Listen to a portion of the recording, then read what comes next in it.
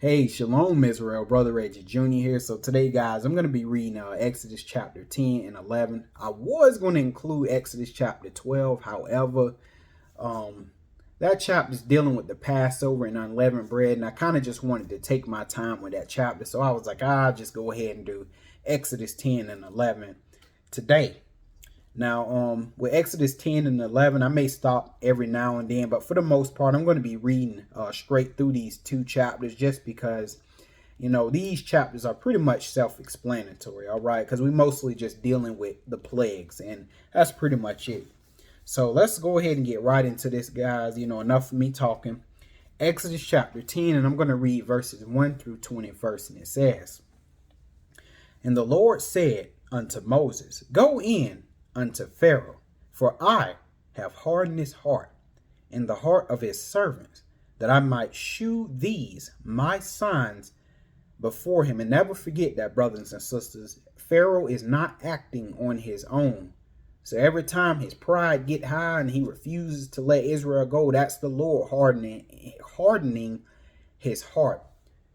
It happens in heaven first, and then the order is given first for Pharaoh's heart to be hardened, and it manifests itself on the earth. But that's the thing, when it's manifested, it just looked like it's Pharaoh doing it. But no, that order is coming from much higher up the chain, causing Pharaoh to do these things. And the Lord tells you, hey, I'm doing all of this stuff to Pharaoh so that I can shew my signs before him. Why? Because remember, the Lord has to pay back Pharaoh and all of his servants and the Egyptians for the things that they have done to the children of Israel. And not only that, remember, due to the things that happened during Joseph's time, Egypt had become a superpower, right? Much like early America, it had become a superpower. So that's why the Lord is dropping all these plagues on Egypt. So all of these surrounding nations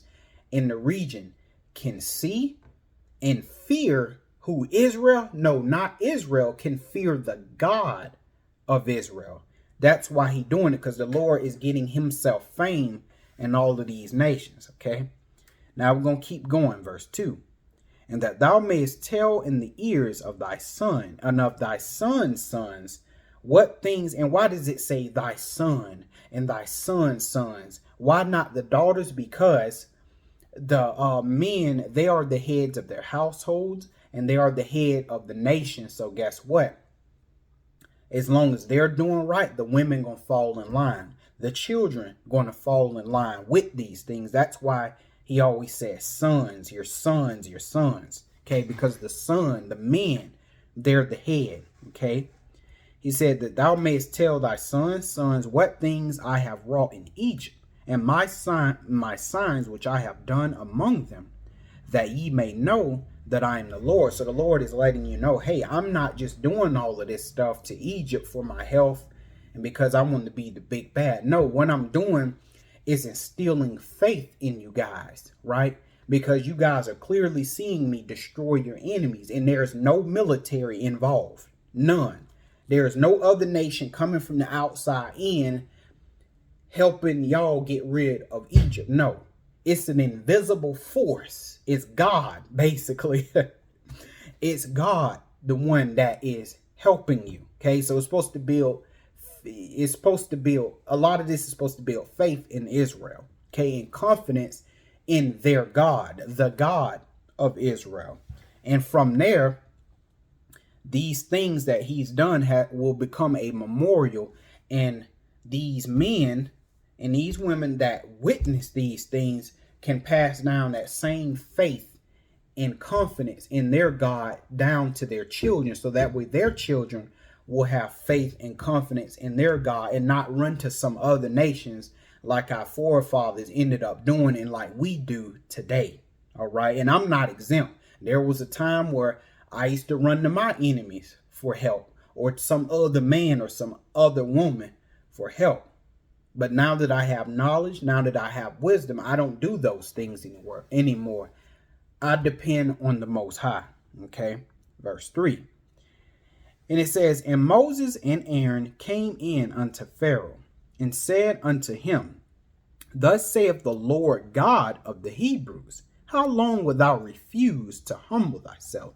Which lets you know Pharaoh was prideful. And like I told you guys in my previous lesson, a lot of those pharaohs believed that they was God incarnate. Whatever them little gods, y'all know them little gods they had in Egypt, Isis, Osiris, Akhenaten, and all of them. I don't even really know all of them like that. But these pharaohs really believed that they were these gods incarnate.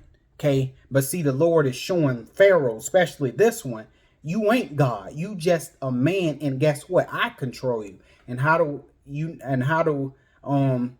I control you? Because I'm the one hardening your heart. Except you don't even know it. That's what makes God dangerous. He can do stuff to you and you don't even know it. Well, that's some horrifying stuff, all right? But let's keep on going. It says, how long wilt thou refuse to humble thyself before me? Let my people go, that they may serve me. Okay? Now, I want to go somewhere real quick, guys. Let's go to Leviticus 26.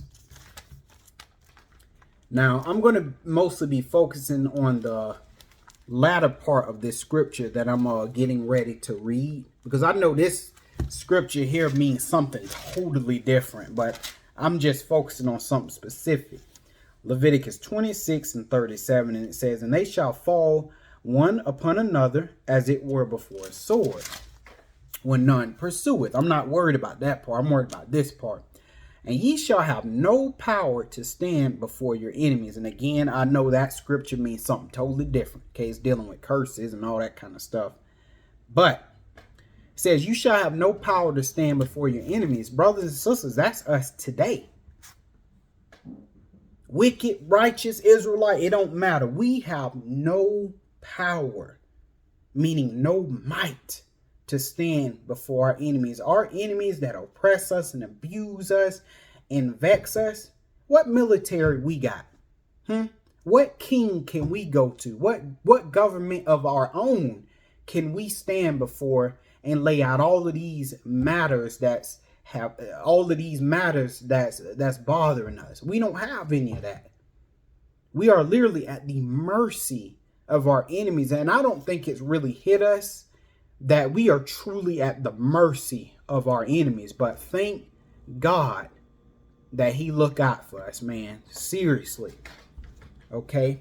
So with that being said, because we don't have any might, and even if we did, but because we don't have any might, we have to depend on the Most High. I mean, we have to, because these nations, they got atomic weapons, all of that. Let me not even deal with the nations. Let's just talk about the higher up manager at your job, the CEO, your supervisor, just their position alone. What power you got when they doing you in? What kind of power you got, man, to deliver yourself out of their hands? You don't got no power, and you can't even speak, like say anything to them. Why? Because it's always going to be their word versus it's going to be their word over yours. So you got to depend on the Most High. And why does the Lord have it this way? He has, because he's trying to build Israel's faith in him. That's why he does it. All right. But what do other people do? They go run the human resources. They go run some psychologists, something like that, because they think these people can help them. These people can't help you, man. Only God can help you.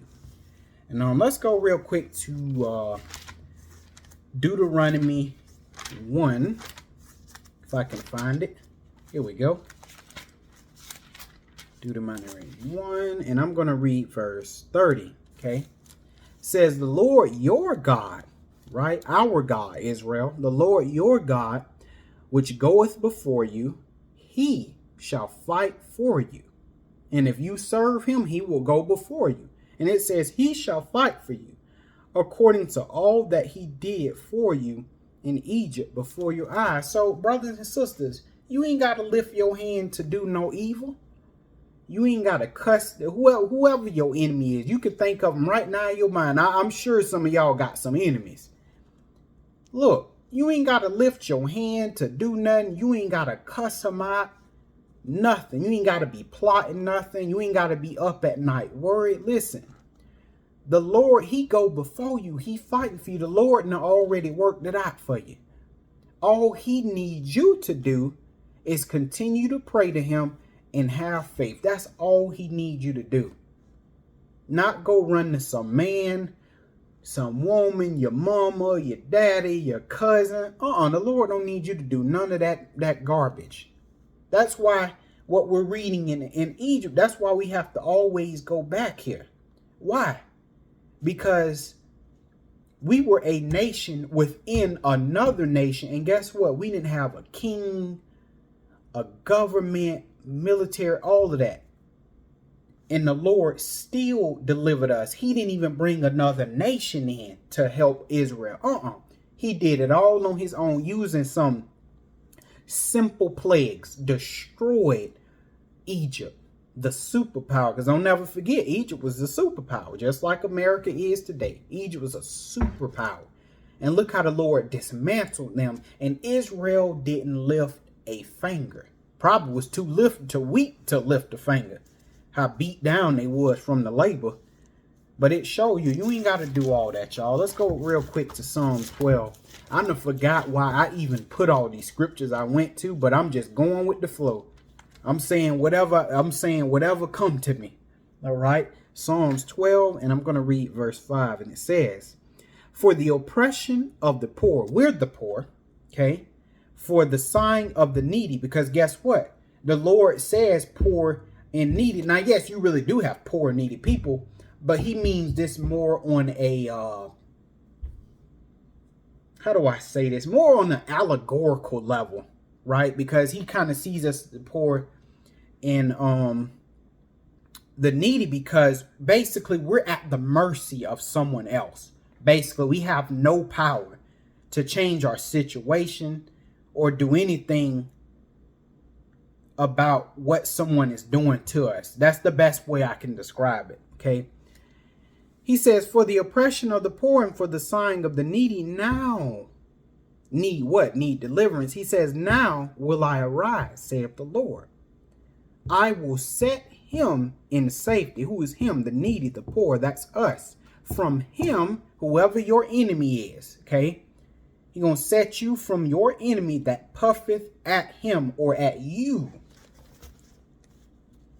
The Lord said, I'm going to do it. You don't need to take stuff in your own hands. You know, you get brothers be darn near about to have a brain aneurysm up there trying to, worried about all these nations. We need to do something about these nations. They just killing us. They doing all. Listen, brother, you can talk to the wind, just incapacitate your lungs. But when it's all said and done, the Most High gonna have to take these people down. Okay, I'm talking about these nations. And as far as your enemies, the same thing. You ain't got no power. Even on an individual level, no power. You got to depend on the Most High.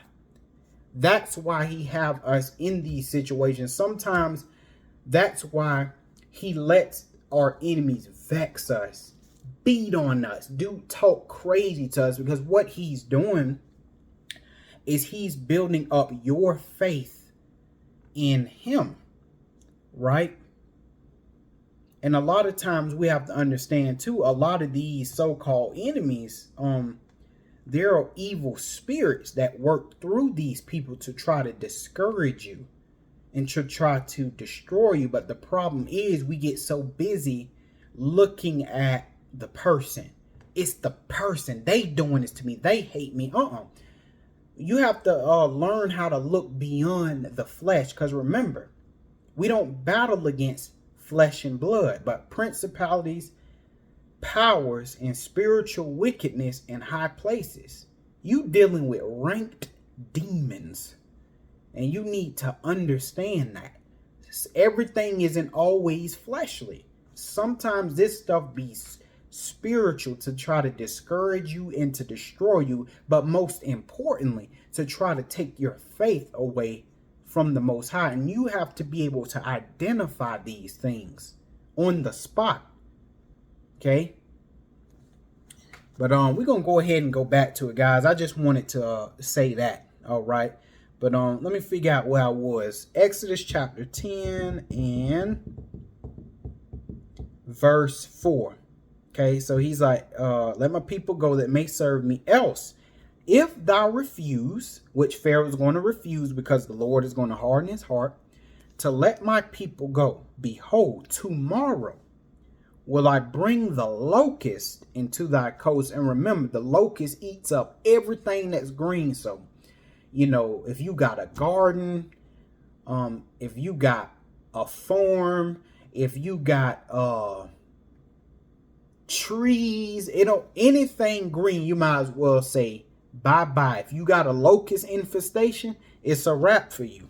Okay, so you can see that the Lord is destroying Egypt's food supply, and he's also hitting them economically. So it's like all of that stuff that they gained during the days of Joseph, which technically belongs to Israel because he's the one that got all of that stuff. But when you in someone else's land and stuff, it goes to the person that ruled over you. But the Lord taking that all away. He taking it all away. So basically what's happening to Egypt is what I told you guys in Genesis. It's the Laban effect. Listen, you can hold this, the saint right here, this water bottle. You can hold a saint all you want to hold you hostage. I'm going to make you work for me. I'm going to make you do all of this stuff. And the person holding you hostage, their bank account won't get big. They going to get blessed off of you. Okay? For your sake. They're going to be blessed. But guess what? When the Lord calls you to depart from them, he going to take everything back that person used you for. I call it the Laban effect. And that's what's happening to Egypt. It ain't just to an individual. It happens to nations itself. Like we're listening to Egypt, the Laban effect. Egypt was blessed because of Joseph, for Joseph's sake, and for the sake of Jacob and the other sons. But now it's time, because he getting his people out of here. It's time to take Egypt back to what? Zero. Okay. But let's keep going. Verse 5. It says, and these locusts, and they shall cover the face of the earth, that one cannot be able to see the earth. In other words, it's like a big shadow on the ground. It's like a huge shadow covering all the land of Egypt. That's how much locust is going to be on the earth. So the Lord is utterly destroying Egypt. And remember, guys, we need to pay attention to this Egyptian captivity, because this is how it's somewhat, not completely identical, but somewhat how it's going to go the second time we come on up out of here. Okay, this is how it's going to go. Right, it says these locusts, and they shall eat the residue of that which is escaped. Because remember, the Lord had that hail rain down, and it was mixed with it was ice and fire mingled together, and it was just raining down, just pebbling up Egypt, okay, destroying everything. And hey, it was still some greenery that survived. That's why he's sending the locusts. Says, which remaineth unto you from the hail, and shall eat every tree which groweth for you out of the field. So all of they fruit trees and all of that, Lord getting them out of there. Verse 6, okay. And they shall fill thy houses. So it ain't going to just be getting the greenery and stuff. Said they're going to fill thy houses and the houses of all thy servants. Because remember, God finna make them uncomfortable how they made Israel uncomfortable. Says, and the houses of all the Egyptians, which neither thy fathers nor thy fathers' fathers have seen. They ain't never seen nothing like this since the day that they were upon the earth until this day. So he's saying, y'all ain't never seen nothing like this. He turned himself and went out from Pharaoh. So the Lord, man, he doing a number on Egypt. Okay. Yeah, because I'm sure at the process of time, you know, Israel being a slave 400 years, I imagine Israel was planting the trees, They was planting the gardens. They was working them fields. So guess what? God got to destroy all of that stuff. Because in those things that they were planting, in them trees they planted, there was a great cry in all of them things. Tears shed, blood spilled. So the Lord he got to wipe Egypt clean. Lord got a long memory, man. Verse 7. And Pharaoh's servant said unto him. Now look, these are people that's close to Pharaoh. Says, how long shall this man, and wrong answer, how long shall this man be a snare unto us? So they just looking at Moses. Okay. They just looking at Aaron. See, that's the problem. They don't see God in this. They're just looking at, oh, it's just some man. Because see, they don't understand how the spiritual works. And how these things that are done in the spiritual realm manifest in the physical realm. So they're just looking at, oh, Moses, he's speaking, and then he command this guy who I think is his brother, Aaron. That's what they call him, because this is how they thought. And then they doing all of this stuff, but they didn't realize it was a God behind these two men. They stood before the God of all heaven and earth. That's another reason why Egypt getting whooped. Refused to admit it's God doing it to them. Okay. But they say, how long shall this man be a snare unto us? Let the men go, that they may serve the Lord their God. Okay. Knowest thou not yet that Egypt is destroyed? So the servants, they looking like, look, Pharaoh, whether or not you believe it's they God or not doing it, Pharaoh, you got to look around, bro. Come on, man. Look, just look. You ain't even got to be too smart. Just look around. Egypt destroyed, man. Whether or not you believe it's they God not doing it, Egypt is destroyed, man. Just let these people go. They're like a snare unto us. Okay? But God ain't going to let them know.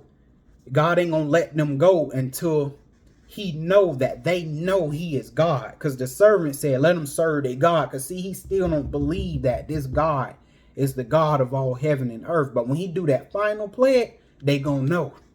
Verse 8. And Moses and Aaron were brought again unto Pharaoh. And he said unto them, go, serve the Lord your God. But who are they that they shall go? And Moses said, we will go with our young and with our old, with our sons and with our daughters, with our flocks and with our herds will we go, meaning all our people and everything that belongs to us, we getting out of here. That's the only way we leaving. Okay. It says, for we must hold a feast unto the Lord. 10.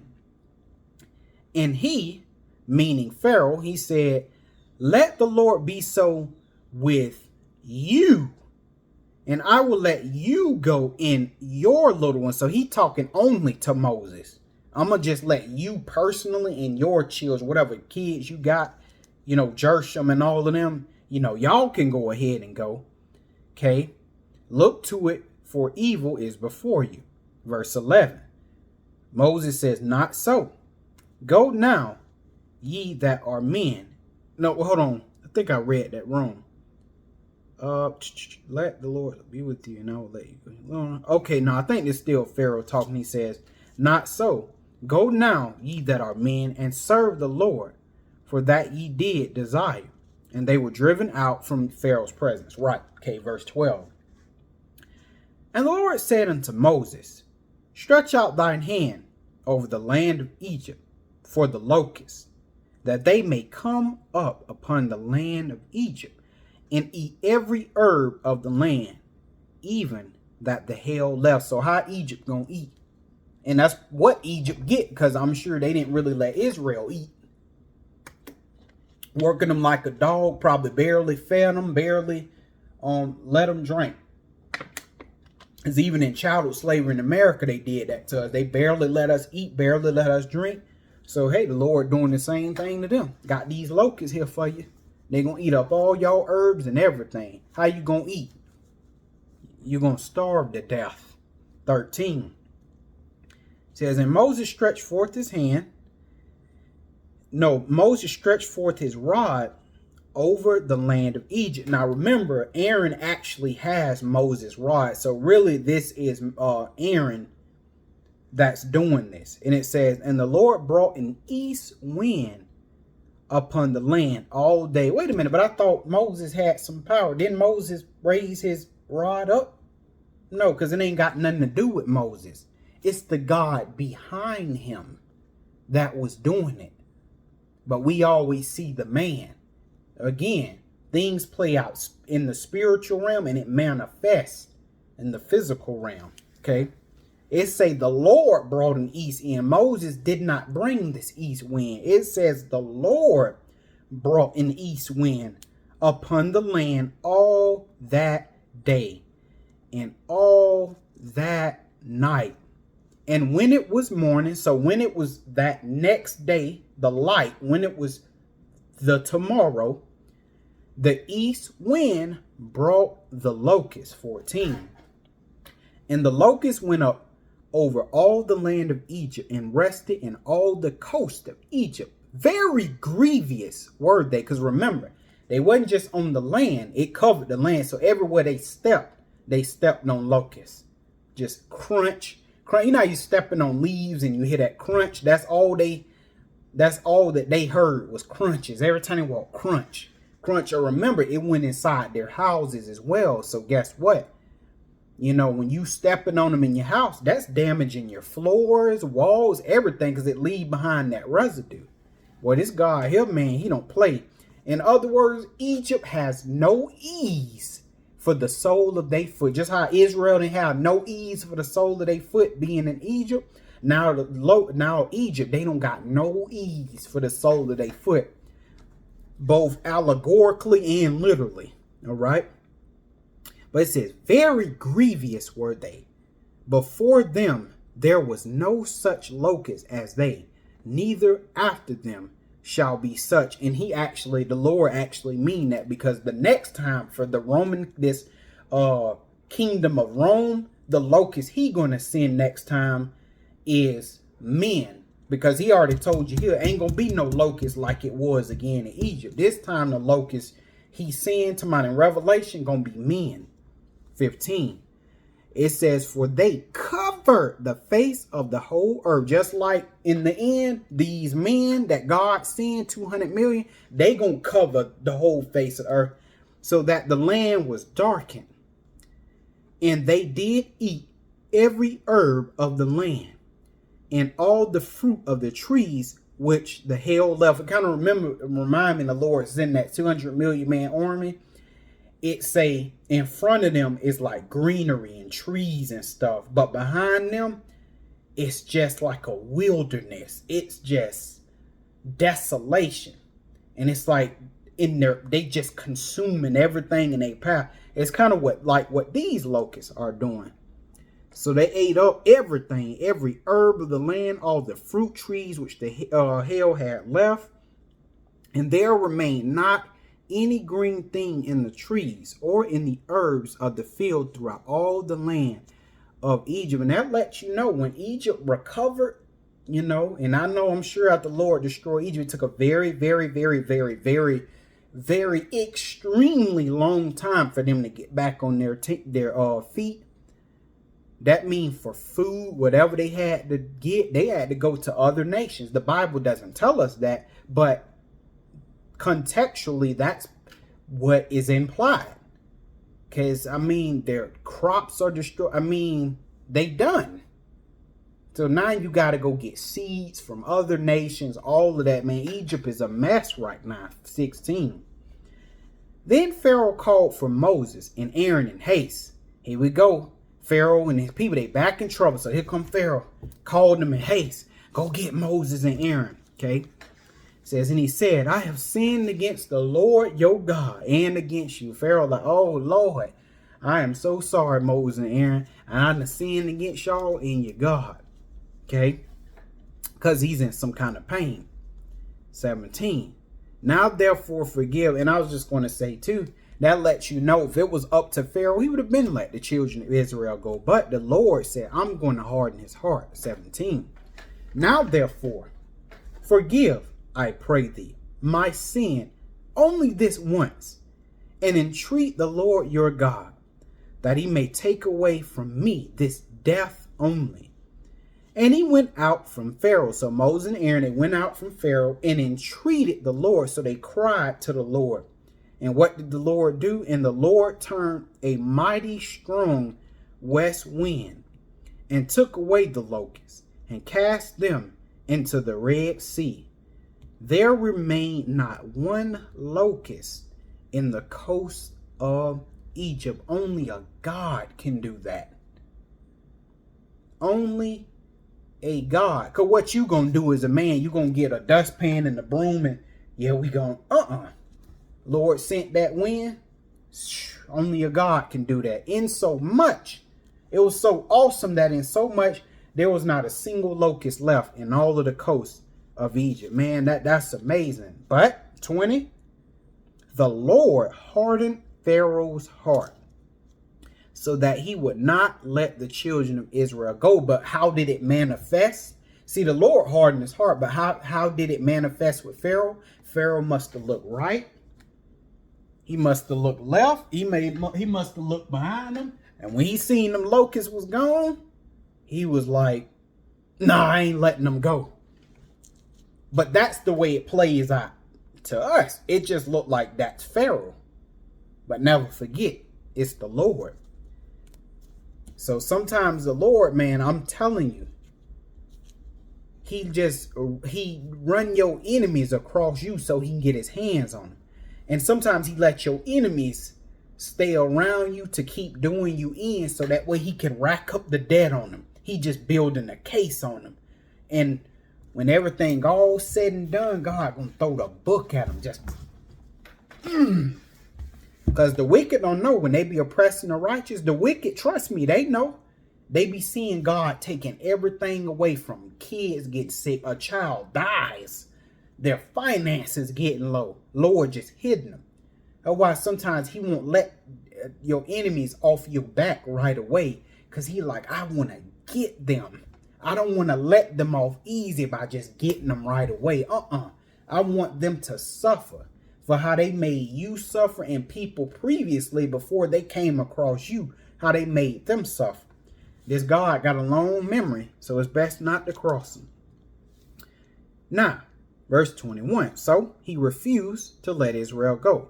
It says, and the Lord said unto Moses, stretch out thine hand toward heaven. And we know whatever God is telling Moses, Moses is telling this to Aaron.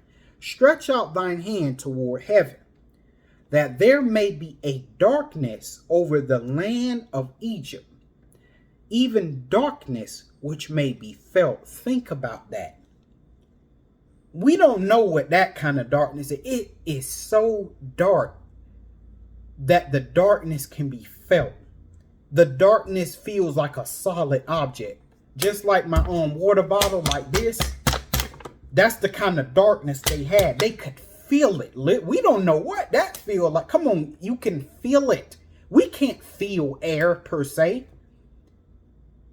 But he letting them feel it. Feel the darkness. And you know how darkness is. It's consuming. It constricts you. They can feel it. A darkness which can be felt. That's horrifying. 22. And Moses stretched forth his hand toward heaven. And remember, it wasn't Moses, it was Aaron. Moses is simply commanding Aaron what God commanded him. And there was a thick, I'm telling y'all, we don't even know what that is, but a thick darkness in all the land of Egypt 3 days. So they behind sit in the dark for 3 days. How you gonna get up and remember, it's not, think about the darkest darkness you've ever seen. It was darker than that. So dark it could be felt. How the men gonna get up and go to the bathroom? How the women gonna get up and go to the bathroom, the kids? How? Where you go, first of all, you don't even know where you at. You ain't even gonna be able to see where you going. You're gonna be stubbing your toe. You know how bad that hurt. You're gonna be running into the wall. sharp object may be on the ground, you step right on it. See, this is no game, man. I'm telling y'all, man, this stuff is not a joke. The stuff he will do to the wicked. And I'm sure what Israel wanted to do to Egypt, it paled in comparison to what God doing to him right now. He making Egypt suffer. 23. They saw not one another, because they already black. They already dark. Black people in darkness, we pretty much disappear. It said they saw not one another, neither rose any from his place for 3 days, because they can't see. But look at this. But all the children of Israel had light in their dwellings. So for the remnant, we gonna have light in our dwelling. We good. Just like right now, the world is in darkness, but we got light where we at. The world is in utter chaos, but when it come to us, we good. We got light where we at. The Lord take care of his, but them out there, hey, he giving them the business. That's why we warned you. Hey, man, come serve the Lord, man. I'm telling you. I ain't got time for that, man. I do what okay. Suit yourself. Sorry, y'all. I'm thirsty, man. I ain't had no water all day, it feel like. Verse 24.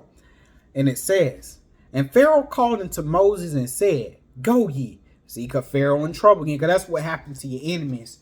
The Lord hit them, and then they have this honeymoon phase where they come to you. Oh, man, I'm sorry for the way I've been treating you. I didn't mean to be nasty and all that. And that usually happens when the Lord hit them. So they come, I'm sorry I treated you wrong. I need to do better. I need to do this. I need to do that. And that's what they're doing right now. Because I've dealt with enemies that have done that. Yeah, I'm doing that. And then they go right back to doing their foolishness. It says, go ye, serve the Lord. Only let your flocks... Only let your flocks and your herds be stayed.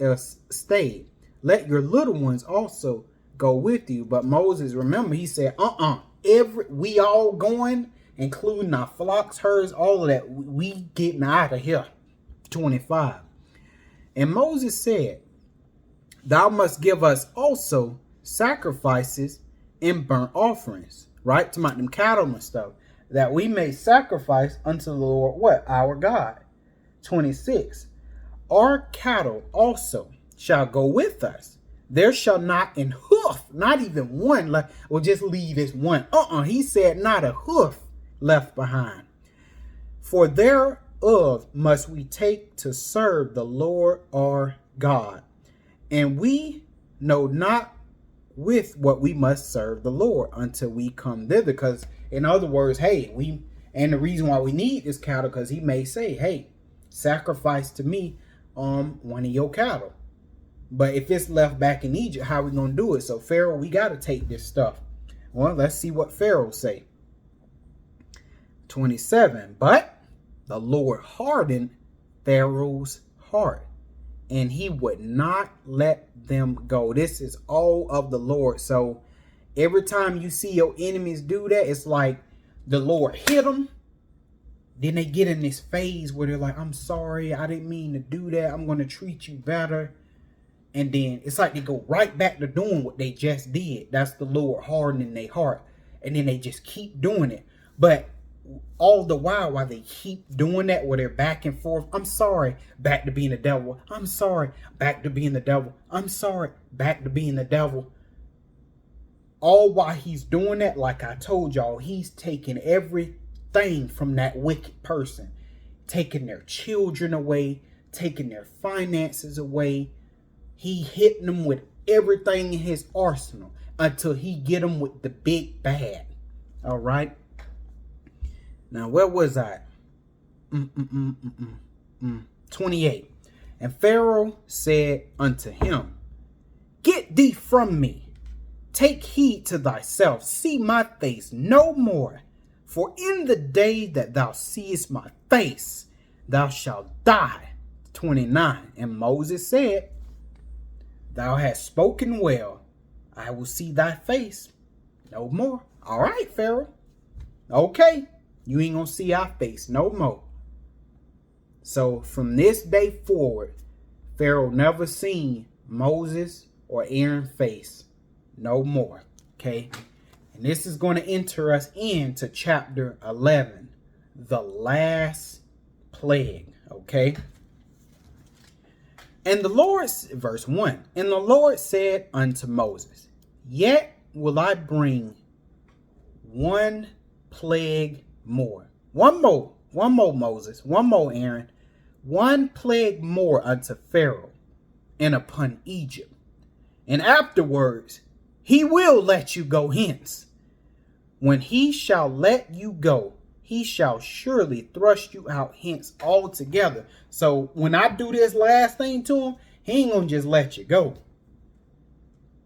He gonna be trying to get you out of here as fast as he can. Get them out of here. Just like these nations, they holding on to the children of Israel. When the Lord get through with them, yeah, get them. Get these people out of here. That's what they're gonna be doing. So that lets you know right now, don't let these nations fool you. Go back to Africa, dude. They ain't letting your black behind go nowhere, because you are the pillar of their system. All right.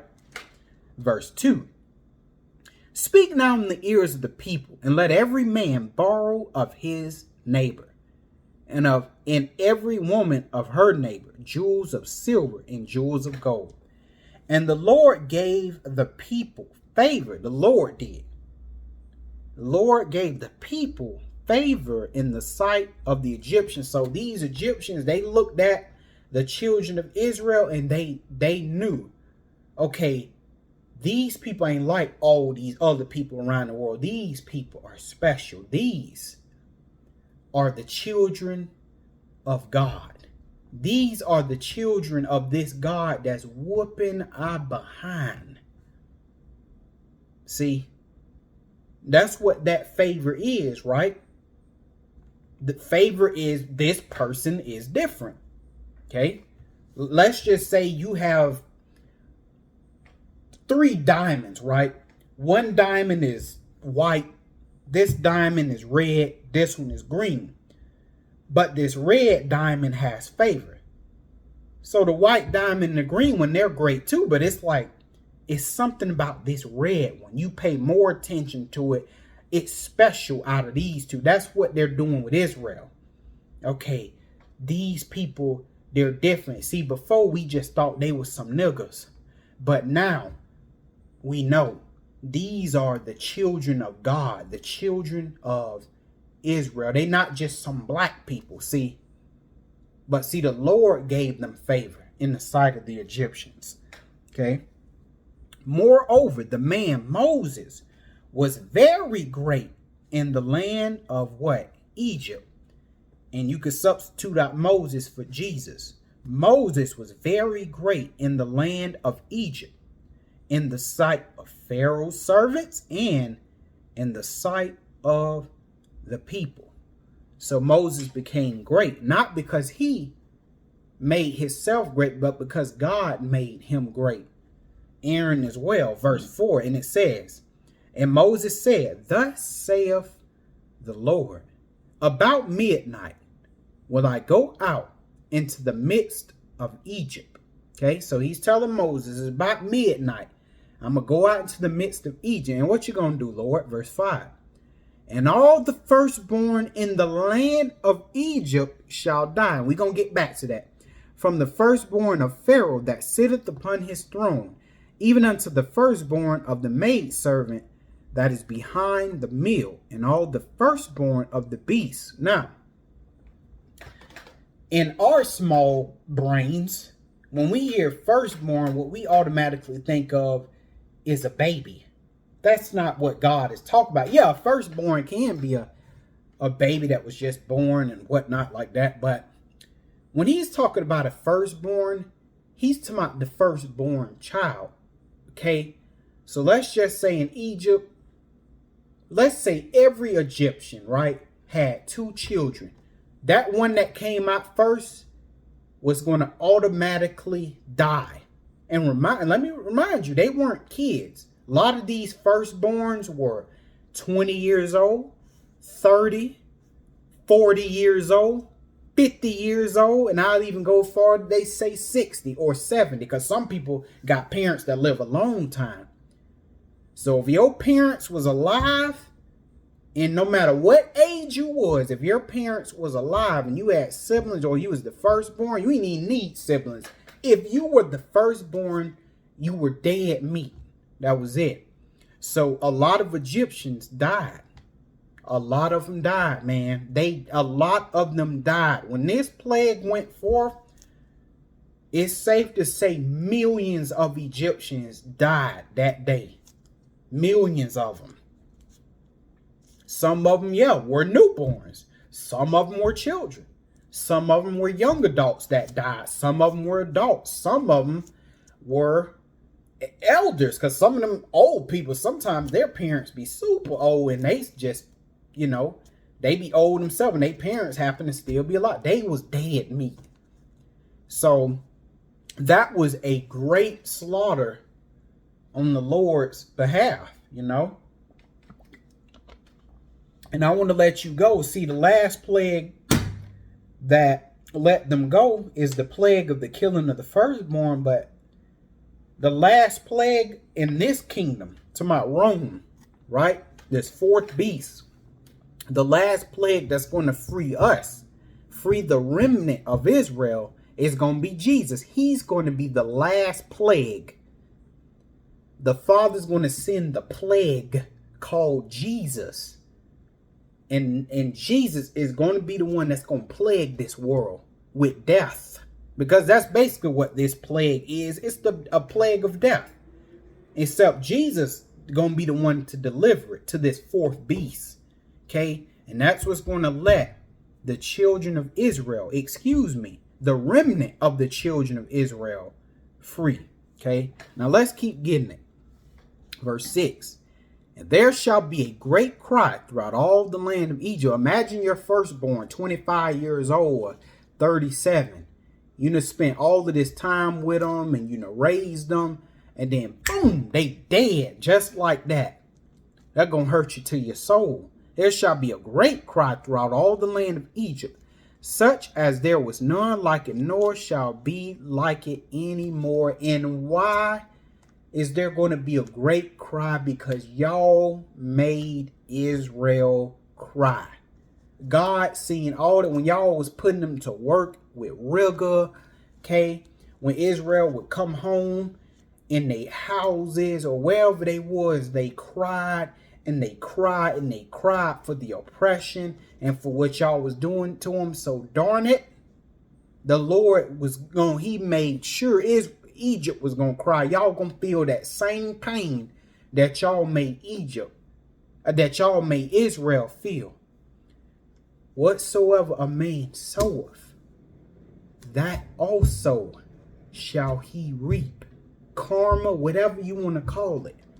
Whatever you do unto others, it's going to happen to you. And brothers and sisters, we need to use Egypt as an example as well. Listen, you need to be careful how you treat people, especially if you are in a position of authority. It ain't just about a job. I'm talking about whether you're a mother, a father, you know, you're some kind of guardian over someone. You just have the advantage over the person. You need to make sure you treat people right, because I'm telling you, God see, hear everything that you do, and he seen and hear everything that the person you're oppressing is doing. And I'm telling you, when them cries go up, it ain't gonna be too long before the Lord deal with you, because he remember the tears and the fear and the worry that you made this other person feel. Guess what? He gonna make sure you feel it, and every time he do it to you, it's gonna be amplified 7 times more. It's gonna be worse than when you did it to the person. So we need to watch our conduct. We need to watch our behavior. Learn from Egypt. Don't do what Egypt did. Okay? Don't do what they did, or you're going to get exactly what Egypt get. All right? So now, verse 7. It says, but against any of the children of Israel shall not a dog move his tongue, right? So not even the animals gonna come against Israel and say anything, because the Lord may take them out. They ain't even gonna say nothing. You know, right now, you know, we walking somewhere doing something, and them dogs and stuff be barking. Right here, them animals ain't gonna do nothing. They just gonna sit there and look. Because even they got sense enough to know if I do something, the Lord gonna take me out. So even the dogs gonna be quiet. It says against man or beast, right? That ye may know how that the Lord doeth put a difference between the Egyptians and Israel. It's all about making that separation.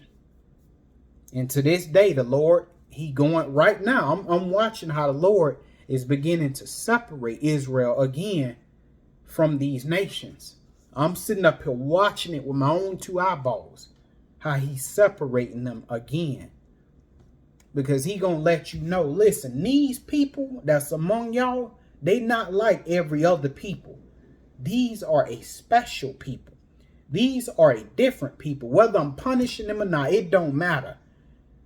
These are the children of the Most High God of Israel. They not like the rest of these other nations. Okay, these are a peculiar people. The people of the Most High God. All right. Verse 8. And all these thy servants shall come down unto me, and bow down themselves unto me, saying, Get thee out, and all the people that follow thee. And after that I will go out. And he went out from Pharaoh in a great anger. Wow. So Moses stormed on up out of there. But he told Pharaoh what was going to happen. Okay. Verse 9. And the Lord said unto Moses, Pharaoh shall not hearken unto you. Why, Lord? That my wonders may be multiplied in the land of Egypt. So the Lord getting his pound of flesh out of Pharaoh, his servants, and all the Egyptians. He getting his pound of flesh. And that's why, brothers and sisters, too, you don't want to join to these other nations and this stuff that they doing. Because this time around will be different. You're going to get just what they getting. You're going to get just what they getting. Imagine if Moses would have stayed on Egypt's side. Guess what? He would have got just what them Egyptians was getting. Because remember, Moses chose his people, but his alternate reality, okay, in a parallel universe, okay, he could have been with the Egyptians, stayed in the jail. I don't care about my people. In other words, a sellout. And guess what? The Lord would use someone else besides Moses to deliver Israel. And guess what? The Lord would have got him right with the Egyptians. But see, Moses was smart. I'm going to suffer with my people. Yeah, it may not be good for me. I may do a lot of crime, maybe disaster, but I'm rolling with my people. Roll with your people, Israel. Don't sell out to the heathen for stuff. Roll with your own.